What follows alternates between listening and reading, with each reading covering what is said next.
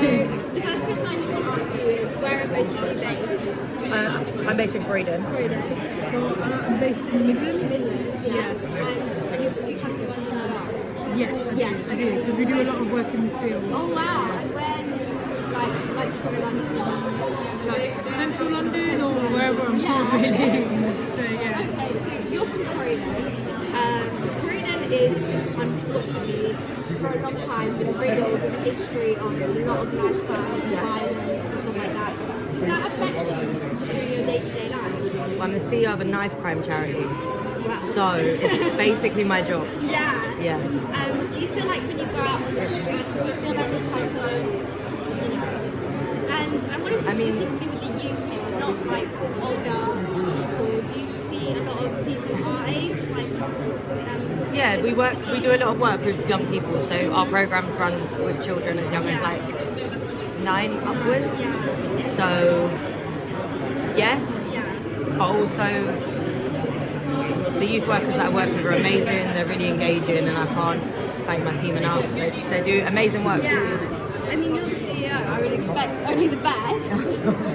Okay, and I'm gonna focus some questions on you because you're not from London originally.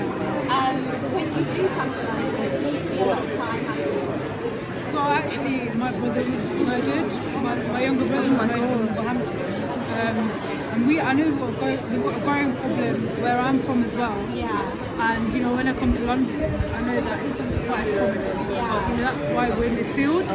We want to prevent it from happening. So, of course the feeling's there, we're knowing it's there, but we need to work together to make sure that we can do something to prevent it from happening. Definitely. Honestly, it's just like a kind of an outbreak nowadays, honestly. I say that, but it's been happening for years. I think unfortunately what has happened is that yes, we've got more funding into it, and yes, there's more people caring about it, but our government hasn't had it in a white paper or in any policy or wanted to make change when we had our Conservative government out. So it's great that so many people are understanding and coming on board and realising that it's not just a perpetrator and a victim, but it's families and whole communities. It's just sad that people like Nikita and I and everyone in this room have to, it's our whole lives. And the thing is as well, like, before this happened to my brother, because my brother was murdered in a case of mistaken identity, so he never carried a knife. He was a very normal, happy chap, never ever was in gang-related violence. So it never really crossed my mind that I need to worry about my brother on the street because it wasn't part of my life, it's not part of his life. And I think a lot of people feel like that. A lot of people think my child's not a bad child, my child isn't carrying up, so I don't need to worry, and I don't blame those people. However, I think those people do need to worry, like we were, because unfortunately, people say wrong place, wrong time, but it's very real. People are out there nowadays, so it's really important that not just the people in this room and the people who've been affected by this, but even the normal person who's everything is going to apply to them, understands how this can affect them. It's very important. I think I'd finish that with saying that's why we care so much about education, because prevention is key, but also it's not that, like, a lot of parents, as you said, don't believe that it's going to happen to them, and we're not wishing that upon anyone, but there's a difference between keeping a child's childhood intact and then letting them be aware of everything else that could happen. And I think it needs to be done, and I mean the way Eliza might do it, in a way that's sensitive, from young people from the same socioeconomic backgrounds, from young people that can empathise and believed and understood. So yeah, it's about love and care and community.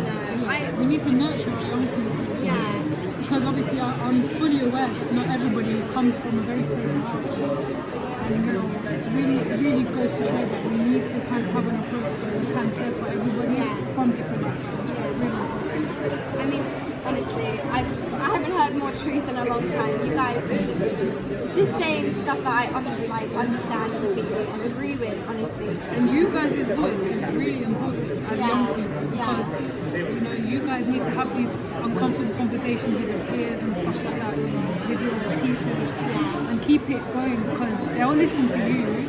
You are the young people, you are the voice of the future, so it's really important that you keep on doing what you're doing. Honestly, a cause that we hold close to our heart, you know, like I have, you know, I've been around so much of this activity and behaviour, and it's not only affecting like the people who are involved in it, as you said, it's affecting everyone.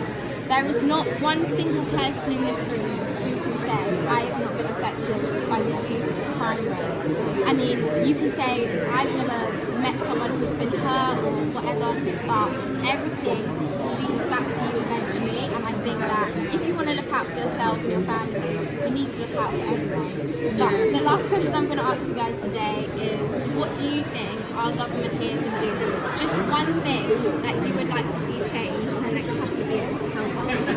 I think they should make crime and youth violence mandatory in schools like they did with sex education.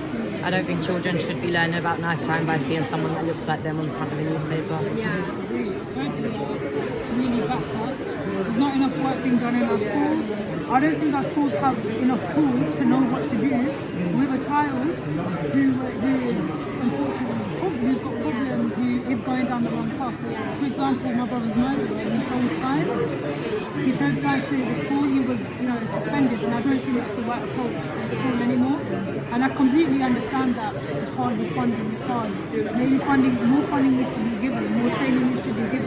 I think teachers need to be aware of how dangerous the problem is, and I think there needs to be roots given to our young people to know that they don't need to revert to carrying on. They don't need to revert to killing somebody. There's a lot of work to be done from our government. So I think we can all agree, younger intervention. Yeah, younger intervention at schools and things like that is really going to be the key. Okay, thank you guys so much.